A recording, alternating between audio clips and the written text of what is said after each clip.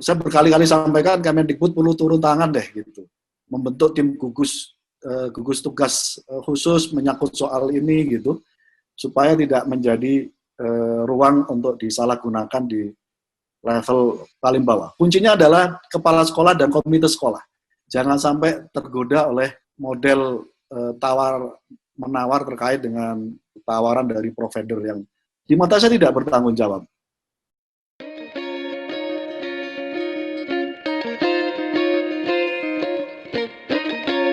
Karena filosofinya subsidi itu diberikan kepada yang tidak mampu. Yang mampu saya kira tidak perlu disubsidi, karena itu akan mengurangi persentase besaran anggaran, dan itu cukup besar sebenarnya. Nah, apa yang terjadi kemudian, karena keterbatasan data, gitu, akhirnya semua akan disubsidi. Gitu. Nah, pada konteks ini kami menghimbau kepada masyarakat yang berlebih, yang punya kemampuan lebih, saya kira tidak usah menyetor nomor handphone anaknya, supaya ini tidak terlalu membebani kepada negara. Nah, pada konteks ini menjadi penting, kenapa ini disubsidi semuanya? Karena perspektif kami di Komisi 10 berarti tidak ada data, Kemendikbud walaupun sudah punya Dapodik, tidak punya data yang bisa dibaca, dianalisa, mana sebenarnya kebutuhan untuk disubsidi kuota, mana yang tidak. Gitu. Akhirnya dipukul rata. Gitu. Nah, ini pada konteks ini aja saya kira untuk ketidakadilan itu terjadi sebenarnya karena semua disubsidi. Gitu. Filosofinya sebenarnya tidak begitu. Nah, itu yang pertama, Pak. Yang kedua, objektif yang kedua adalah menyangkut soal betul ada kebutuhan. Saya ingin mengatakan begini. Jumlah siswa dan mahasiswa di seluruh Indonesia itu berjumlah kurang lebih 68 juta. 68 juta itu pertanyaannya, apakah semuanya peta kebutuhannya harus disubsidi? Itu yang belum terjawab sampai hari ini oleh Kemendikbud. Yang kedua, berapa banyak dari 68 juta siswa itu yang sesungguhnya tidak punya smartphone? Gitu.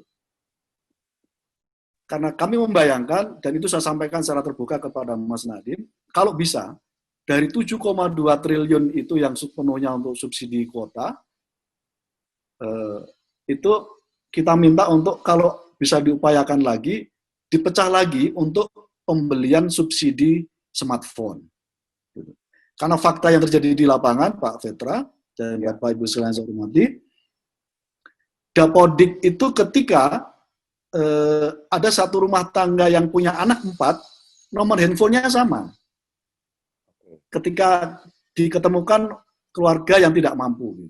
Nah, ketika handphonenya sama 4-4-nya, kalau toh dapat subsidi 4-4-nya dengan nomor handphone yang sama, itu percuma. Karena pelaksanaan PJJ dilakukan saat bersamaan. Anak yang SD kelas 1 juga jam yang sama sekolah. Anak SD yang kelas 5 mungkin hal yang sama. Artinya, ketika ada satu nomor handphone disubsidi 4, karena ada 4 anak di situ, 3 anak yang lain hampir pasti tidak bisa melaksanakan PJJ karena tidak punya smartphone. Nah, pada konteks ini kami mendorong kepada Kemendikbud selain subsidi kuota, objektif yang kedua saya ingin dorong adalah, dan ini kita sampaikan berkali-kali, harus ada skema subsidi smartphone. Karena itu yang agak mungkin terjadi PJJ secara maksimal di keluarga-keluarga yang tidak mampu. Objektif yang ketiga, Pak Vetra, adalah menyangkut soal di daerah yang memang tidak ada akses internet. Itu jumlahnya juga besar, yang sering kita sebut dengan daerah 3T. Artinya apa? Artinya di daerah yang begini, dari 7,2 triliun, hampir pasti tidak akan bisa mendapatkan subsidi kuota. Apa yang bisa dilakukan oleh Kemendikbud? Mensubsidi pelaksanaan tatap muka dengan skema subsidinya berupa pemberian subsidi pembelian protokol kesehatan di sekolah-sekolah. Karena hasil survei mengatakan dari KPI, menyatakan bahwa dari 10 sekolah yang betul-betul siap untuk menyelenggarakan pendidikan tatap muka, dari 10 itu hanya 1 Gitu. Artinya ketika ini dipaksakan tetap muka, karena PJJ nggak bisa dilaksanakan, potensi terjadi klaster baru di sekolah menjadi sangat besar.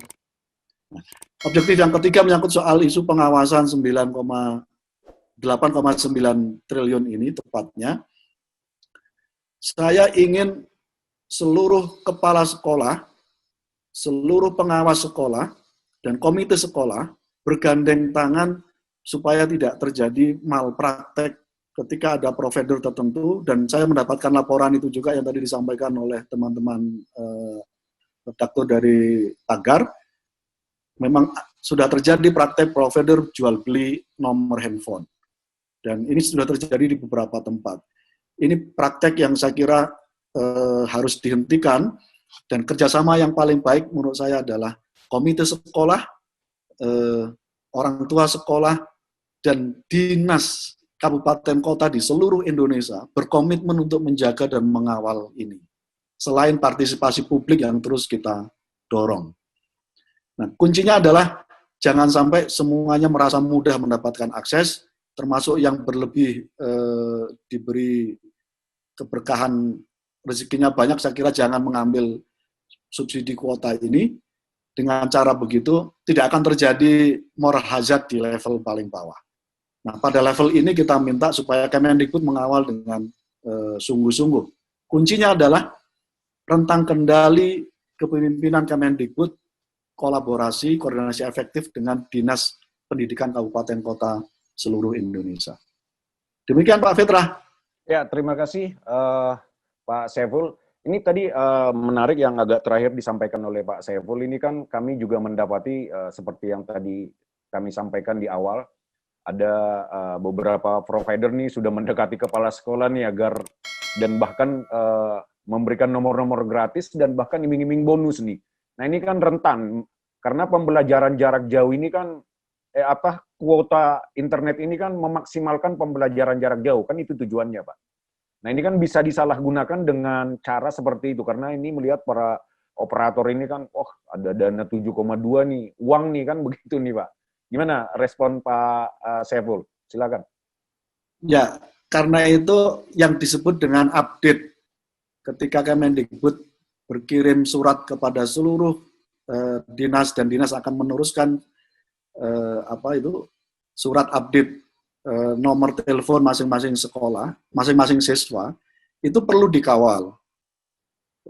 Saya berkali-kali sampaikan Kemendikbud perlu turun tangan deh gitu, membentuk tim gugus tugas khusus menyangkut soal ini gitu, supaya tidak menjadi ruang untuk disalahgunakan di level paling bawah. Kuncinya adalah kepala sekolah dan komite sekolah. Jangan sampai tergoda oleh model tawar-menawar terkait dengan tawaran dari provider yang di mata saya tidak bertanggung jawab.